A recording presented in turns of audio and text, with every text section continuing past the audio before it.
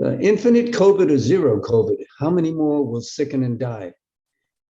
Do we continue to allow COVID-19 to sweep uncontrolled across the nation, sickening and killing over 824,000 people? Or do we choose zero COVID, the public health policy in China and Taiwan, where they have had only about 6,000 deaths and transmission is essentially eliminated? Do we have to accept the fact that over 1 in 100 senior citizens have already died, and more will be allowed to die every time there is a viral surge that fills the hospitals? Triage ethical guidelines have been established to decide who lives and who dies. The elderly are considered less worthy and have been and will be the first to be allowed to die. Or do we crush COVID? Must we tolerate the deaths of over 1,300 people daily from a preventable disease? Or do we choose zero COVID? Do we have to accept the lie that we, quote, have to learn to live with COVID, end quote?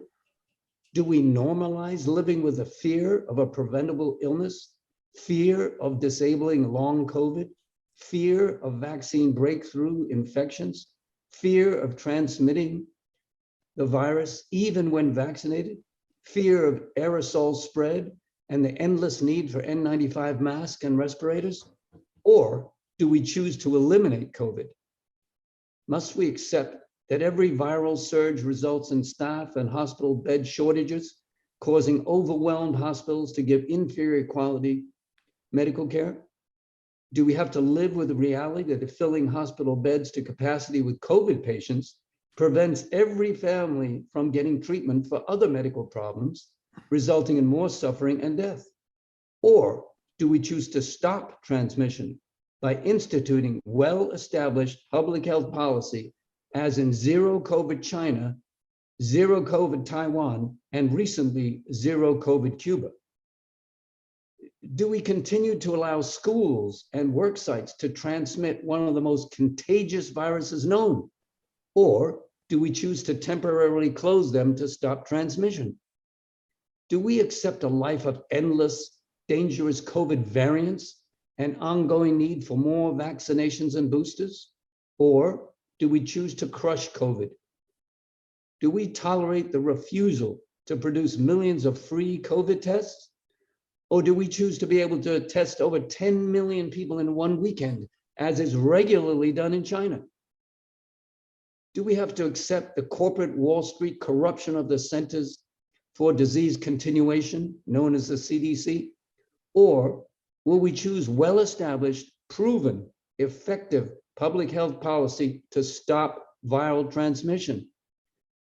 Do we accept $1 trillion to the military every year and a bailing out of zombie corporations on Wall Street? Or do we choose money for public health hospitals, clinics, and an army of workers to eliminate COVID? Do we tolerate unsafe schools and workplaces?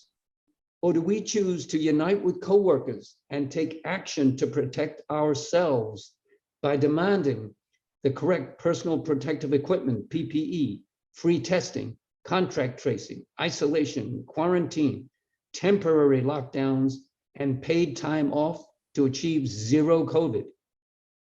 Will we continue to normalize mass infections, uncontrolled spread of disease, exploding cases of children hospitalized and dying with COVID?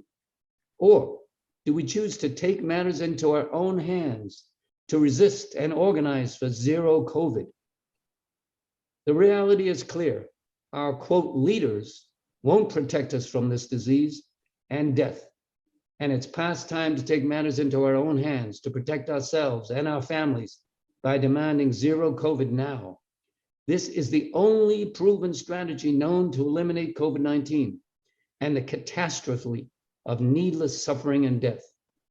Zero COVID has been achieved, is being achieved, and can be achieved everywhere when we choose to act. The choice is ours. Let's get organized.